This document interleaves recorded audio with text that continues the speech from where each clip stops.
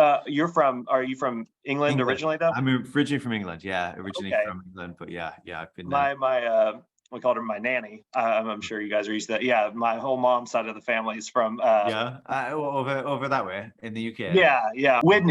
Widnes is where Oh yeah, okay, yeah. I know that. Yep. my mom still goes to visit her cousins and everything all the time, brings back all the good English chocolate and all that good stuff. So Oh yeah, the English yeah, chocolate. That's what we miss yeah. most. Yeah. And oh, no, I wanted to start with one of the things that always fascinates me about like these single setting films Yeah. is that you kind of have to find a way to make the visual language of it pretty diverse, considering you're just in that one setting. Was there a way you approached this, or like conceptualized how you would do it without, I guess, making it redundant? Yeah, I think I know it's a really good question actually. I think that's the challenge both in kind of writing and visualizing, I think, right? Is because you have a similar, you kind of put yourself in a similar trap on purpose and then kind of have to try and creatively kind of get out of that. And I think Right. I think the fundamental on the tower, I guess it was shooting it for real was a big part of kind of what, a big challenge of the movie, but then making it, I guess, making it help kind of play the story, so like when we are trapped on there, to kind of play it in a certain visual style, to kind of accentuate that feeling. But I think the other part of it was to really kind of try and segment out different styles and looks throughout, depending on where we were in the film, for the right reasons. So I took a lot of I did take a lot of kind of keys from looking at footage where people had done kind of silly stuff, but also like Free Solo was a great reference point as documentary. Because I felt like it really got internal and very point of view, and I felt like I totally kind of embraced that aspect of like being with Becky when she climbs the whole tower, and like not letting us go out, so I was very careful really to try at the least possible times to kind of go out further than her sight and view was. And so keeping it internal and keeping that style POV was very, and I say POV, not literal POV, but kind of, Right. close up of her Close up. hand and Yeah. sound, things like this.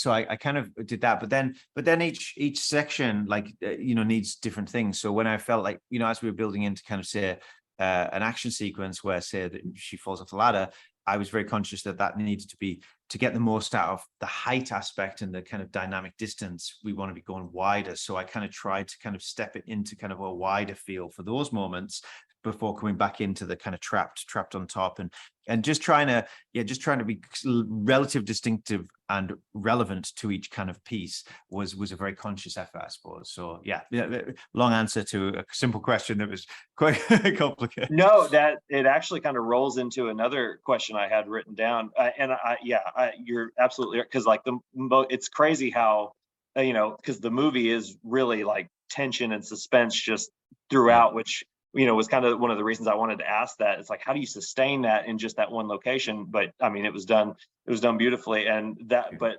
those wide shots, it's crazy how like stunning and beautiful, like them just talking on that tower at yeah, dusk and everything. But then you get in close with those angles, and it's just like, this is terrifying. So that yeah, contrast is really yeah, crazy, but really cool. But yeah, yeah, you mentioned you were a co-writer on this and yeah, everything.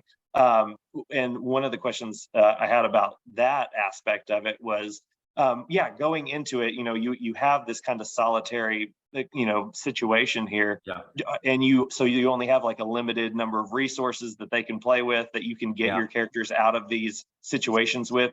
yeah. It may be kind of like, what comes first, chicken or the egg situation, but did you Yeah. have like ideas for obstacles in mind first, or did you have solutions? Like what? It was no. Well, we start funny. Yeah, good. Again, good question. I think we started with once we'd found the ideal location for this to kind of take for someone to get trapped. We took it really from the actual. We based it very much on a real tower and looked at what was on there. Okay. And we watched this documentary of someone who kind of climbed the tower and changed the bulb in the real tower in Arizona, and it was and I think that kind of.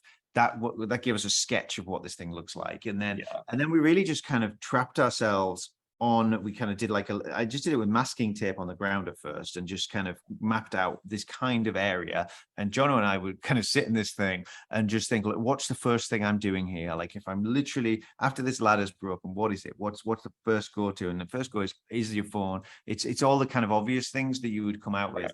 And I think and we kind of mapped out the movie and let it kind of play out organically like that. But there was obviously chicken and egg elements. Do you know what I mean? Like we knew the light was there, and we kind of thought about how could that play and thinking about it. But yeah, there is also an element of like keeping a story. You've got this centralized tension, this ratcheting tension, and you've got these smaller moments that you want to kind of like turn as well and play off. So I think we wanted to kind of get the most out of all of that. And so, yeah, so there is a little chicken and egg of like inventing an emergency box with a flare in for that, you know what I mean? And these things. So, but yeah, it was quite an organic process, and definitely the kind of most fun to map out a movie that I've had, because you've got no distractions or kind of nonsense. You've got that's it, right? So no, that's I'm glad you said that, because well, first off, I did go back after I watched this and watched a couple of YouTube videos of people changing those light bulbs, just because I was fascinated. I was like, how do people actually do that? So that's funny that you kind of looked at those too, and the visuals on those, I know they're just using like the GoPros or whatever, but it does look insane. I should have started with this question, but I'm also interested to know, you know, obviously making a movie, a feature is not an easy task to accomplish. You know, it's hard to make all the moving parts come together to get that done.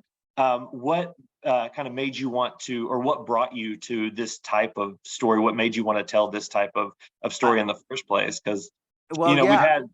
Sorry, go ahead. No, go ahead. Sorry. Well, I was just gonna say, we've had, you know, a couple like people in peril movies over the last couple of years, but a lot of them have been, you know, like sharks or alligators and things like that. And so this isn't like, you don't have an actual like threat coming for your characters, but the threat is kind of it's the nothingness that you fall into, right? It's a weird one. It is, and people did say that initially. They always do that in the talk where people would be like, "I'm not sure." Like, you're telling me that the biggest villain here is just the empty air, and it's like, no, it's the falling part. But no, we very much we both had a healthy fear of heights, Jono and I, when we kind of start this thing, and I think we just looked at it like, there's not been a movie that's really done this as a movie and really explored the height and the fear of falling and whatnot. And so we were very conscious to try and make a film like that, but I think we quickly arrived on the fact that we wanted to do it so it was a real cinematic experience, because that is the arena to kind of best enjoy this kind of thing. And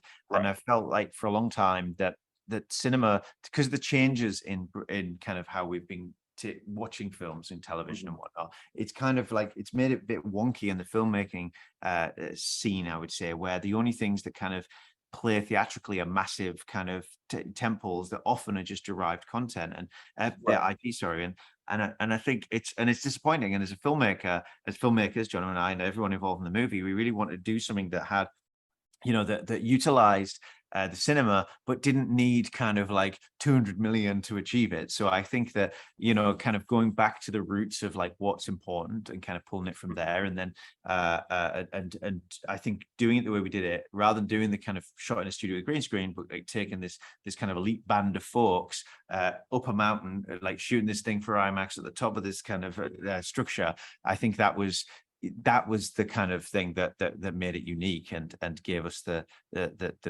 shot of doing it, really.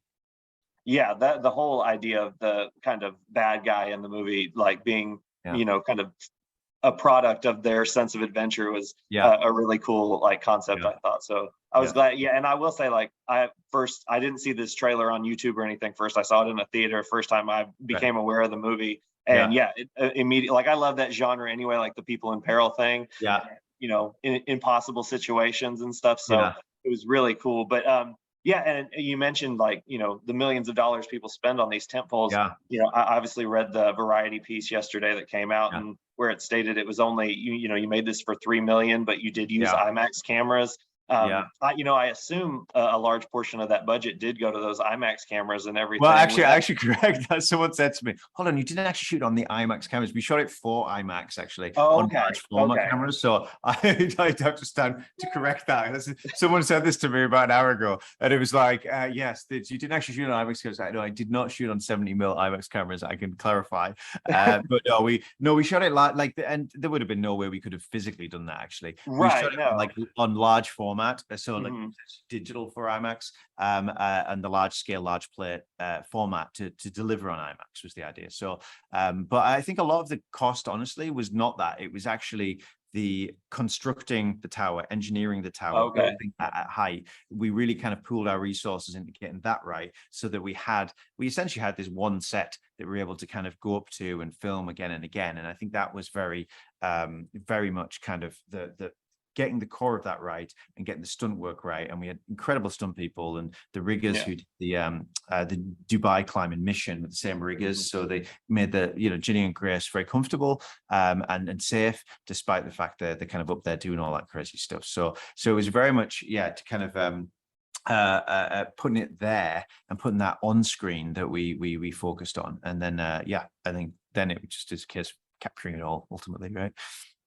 Well, and this may be a pretty basic question. I know we're getting close to time here, but watching it, I assumed that you kind of just built the top part of that of the pole and everything. So it was like, how high would you say they actually? This is kind of a basic question, but how high would you say actually it's fine. Well, we had essentially two areas where we built towers. Again, we used the actual guys who built the tower to help us with ours. But on the ground on the desert, we had about 100 foot of tower that then had an extension on it. But then on the top of the mountain, which is really the main one we did, we had different pieces of the tower for different sections of the climb. And the tallest one was about 100 feet, which is that main one.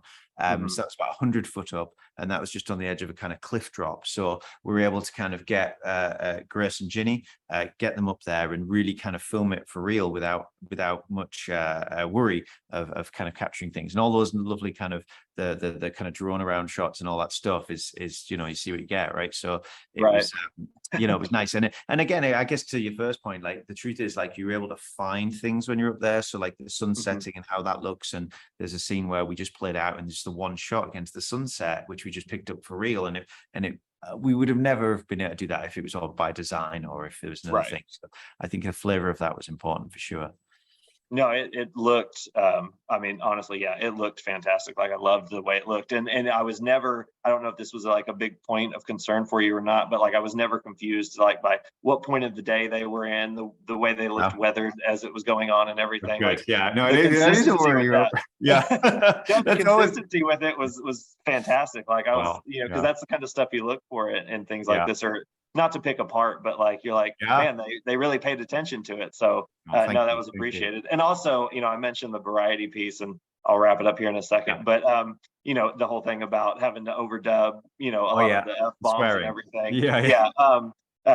Didn't notice a thing. Just wanted to let you know. I don't think you can't. We as the filmmakers behind it, we were like, we're not going to do any of this if it damages the movie, and that was always the line we were drawing.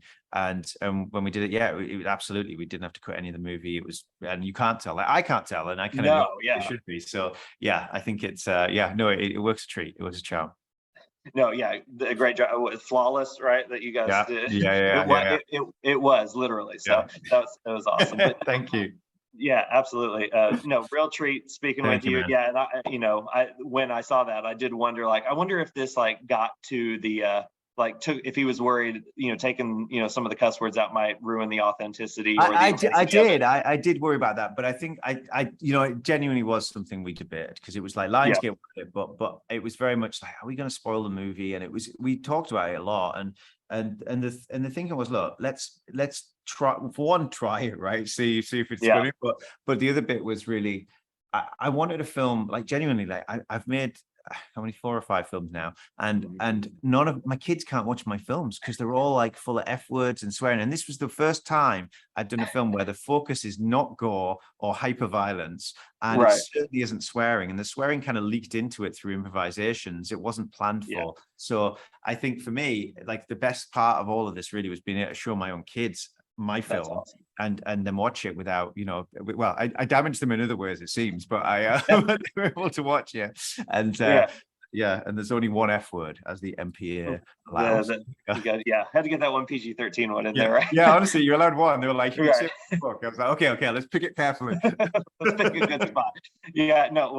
I really do I hope people see this on the big screen, and give it a shot out on there, because it is like visually just like amazing. So I really did enjoy it. And thank you again for taking the time to speak with me today. I truly appreciate it.